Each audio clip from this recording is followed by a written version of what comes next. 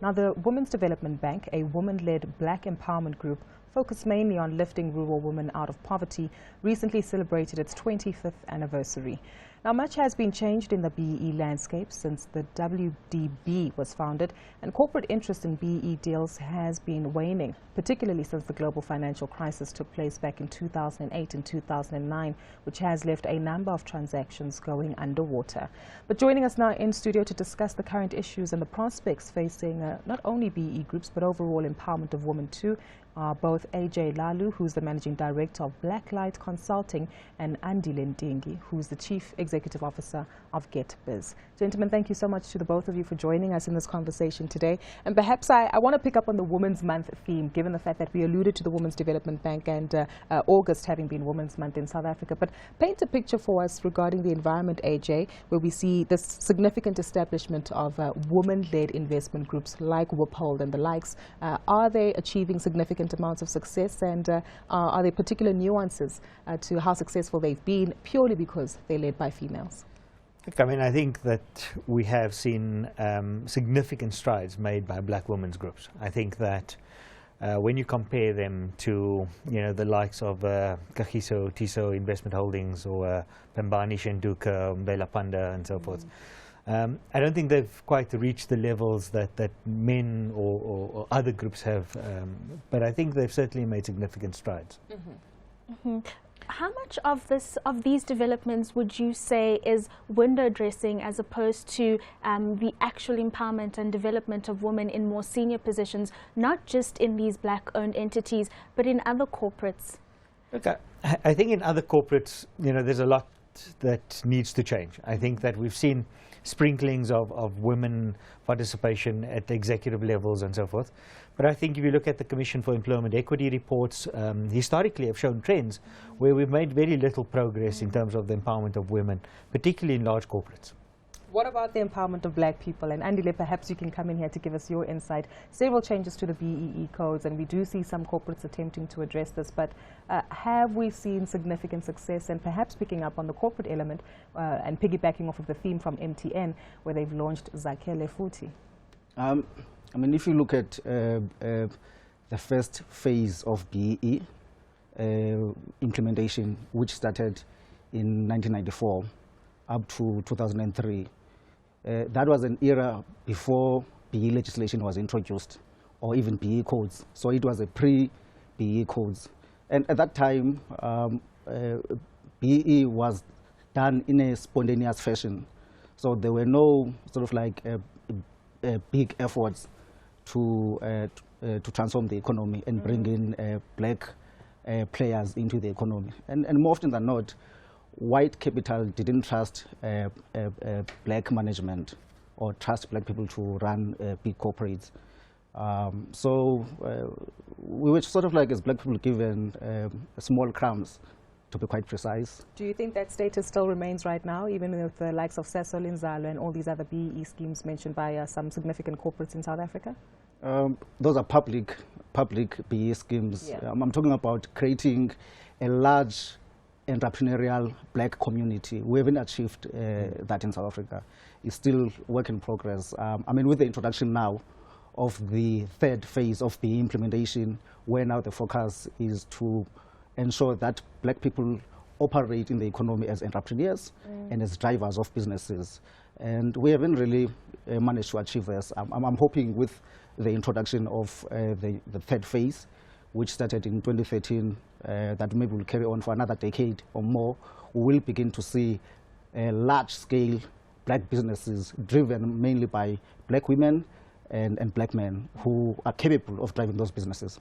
I want to pick up on the point that you've just made, Andile. I recently went to an event where the Deputy President, Cyril Ramaphosa, was the keynote speaker, and he spoke about the shortcomings of these BEE codes, particularly when it comes to entrepreneurial development. He himself, as a farmer, as an entrepreneur in the agriculture spaces, he, as a black person, he needs to be submitting all sorts of BEE documentation that almost is contradictory to the empowerment of black people within the corporate space. How many phases are we going to need before we get to a point where it's actually starting to show that it is developing and empowering black people?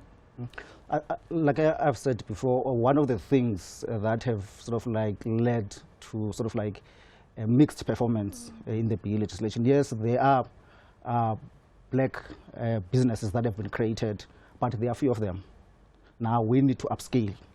But one of the reasons why we haven't achieved much as black people is because when BE started in 1994 and prior to 1994, black people came in as small shareholders, or sort of like they were not large shareholders, so they have no control. They had no control.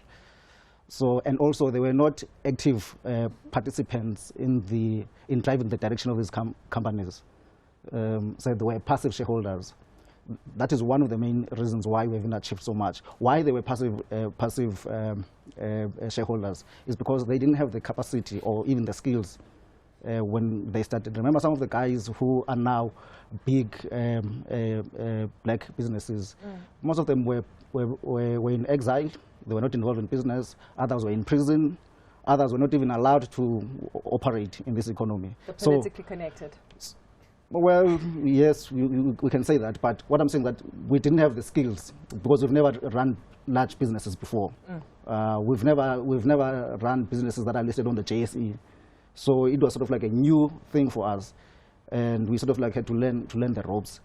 But I think there are opportunities that we missed by not creating authentic black businesses that are driven by men who are capable, who've gone through the ranks up and learn how to run businesses properly. Because it's not something that you are born with, you have to learn it. True. And I'm hoping that we can correct some of those observations naturally and mistakes that have taken place. But AJ, you wanted to comment on some of the feedback that Andile provided us with. But more importantly, let's also focus on how we can fix this by highlighting particular opportunities perhaps that exist currently as the BE landscape is trying to change. I mean, I think the one thing that Minister Davies said when the new codes were released in 2013 is that we haven't created productive assets in black hands. And I think that when you look at the changes to the codes, the fact that we're requiring procurement from more than 51% black-owned companies, and the significant targets associated with that, as well as procuring from more than 30% black women-owned companies, I think it's a clear indication that we're looking to create black entrepreneurs that are owners and managers and controllers of their own destiny. And I think that that's some of the changes that we will see. I think that we're advisors to many large corporates, and we see significant investment in developing new black-owned, black women-owned enterprises every day. Large corporates are investing hundreds of millions of rands, as we speak, in terms of developing these suppliers. Now we've seen bigger BEE corporates like Pembani move beyond South Africa's borders. Do you think that there's a possibility for the BEE phenomenon to become a Pan-African, part of the Pan-African story? Absolutely. I mean, I think that it's not only Pembani. I mean, if you look at KTH as an example, I mean, they bought Fidelity Bank in Ghana. They bought a healthcare business in Nigeria. So I think more and more we are going to see BEE groups of substance really venturing outside of South Africa. But I think they must approach Africa very differently. I think that the advantages that they have in South Africa in terms of BEE legislation doesn't necessarily apply in those other markets. And we've seen large companies, Tiger Brands and so forth, really burn their fingers in these markets. So I think that as much as we say we want to be Pan-African, I think you also have to enter these markets very carefully with good partners locally in those markets. And I think there are really significant opportunities for empowerment groups to participate in the continent. Gentlemen, I wish we had more time. Andile, you very briefly wanted to comment on something in 30 seconds. And then on expansion outside of South Africa, we have seen an example of a black-led company expanding not only across Africa, but also into Asia, Middle East. Look at MTN, for instance. If you recall, MTN expanded to those markets run by largely black management.